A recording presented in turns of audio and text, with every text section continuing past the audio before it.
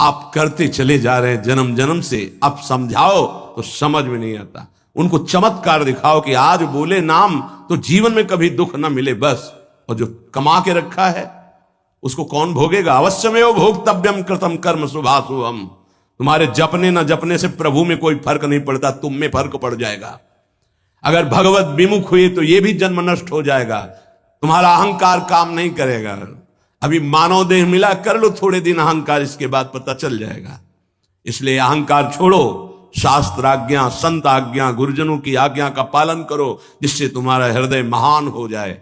उस महान को प्राप्त करने के लिए हृदय महान चाहिए। तुम्हारा स्वरूप ही है आनंदमय। जीव सहज सुख त्यागे, सहज सुख राशि। तू अपने को नहीं जान पा रहा, इसलिए देह भाव से पापाचरण कर रहा है।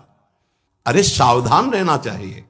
दूसरे की निंदा सुनने मात्र से उसके सारे पाप हमारे ऊपर आ जाते हैं। कहीं पर निंदा हो रही हो तो वहां का सिद्धांत है, कान में अंगुली डाले, राधा राधा, कान में इसलिए कि अब दोबारा शब्द ना पढ़ पावे, और वहां से खड़ा होकर चला जाए। यदि सभा में किसी की निंदा हो रही है और वहां आप बैठे हैं तो आपको वैसे ही अपराध लगेगा जैसी वो निंदा कर रहा है, या उसका विरोध करे। जैसे शिशुपाल श्री भगवान के लिए मलिन शब्द उच्चारण कर रहा था, भीष्म जी खड़े हो गए, महाभागवत है, अगर प्रभु के प्रति अब एक भी शब्द बोला तो भगवान ने कहा शांत हो जाओ, तुम शांत हो जाओ, तुम मत बोलो। कुछ राजा शिशुपाल के पक्ष के थे, आवेश में भीष्म जी आ गए। अगर श्री कृष्ण को कोई एक शब्द भी बोले, मेरे आराध्य देव, पूरी सभा के ऊपर पैर रखता हूं। अर्थात हर वीर को ये मैं कह रहा हूं कि अगर श्री कृष्ण के विपक्ष में कोई बोला तो मैं रौंद दूंगा। केवल मैं भक्त ही नहीं हूं, मैं महाबली हूं। त्रिभुवन में कोई ऐसा जोड़ नहीं जो भीष्म अपने स्वरूप में आ जाए और फिर उसे।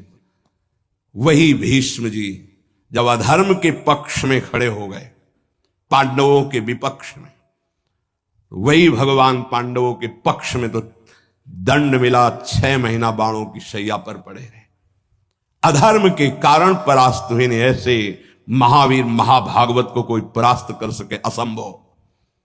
परम पावन गंगा जी के गर्भ में रहे, जिन गंगा जी का एक बूंद भी अगर शरीर छूटते समय चला जाए तो परम पद मिलता है, उनके गर्भ में रहे।